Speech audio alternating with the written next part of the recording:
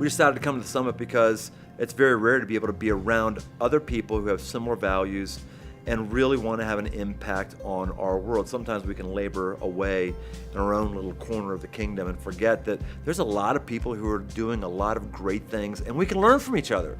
So we knew in coming here, we'd be able to interact with people who could kind of stoke the flames and fires of creativity in us as we try to make a mark that God wants us to make. Biggest takeaway for me at this summit is that there's a lot of people that want to have a big impact on the world, and that's really encouraging to see that leaders in the church are not satisfied with being where they are right now.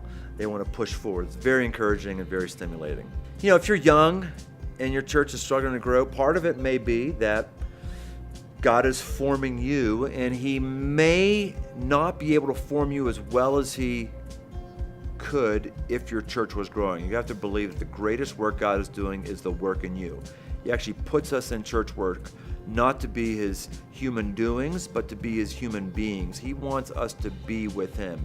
And while growth is important, while the Great Commission is very, very important, you have to know and believe the greatest work is the work God is doing in you.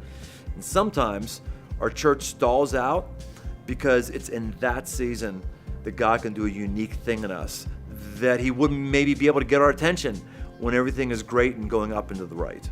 Man, I'd encourage anybody to go to the summit that just wants a fresh breath of new ideas. We need to break out of the cycles that we're in, break out of the habits we're in. And when you go to the summit, you hear some of the best thoughts and ideas of people who are actually leading in their communities. And so if that's what you want to do and that's what you want to be, the summit's a great place for you.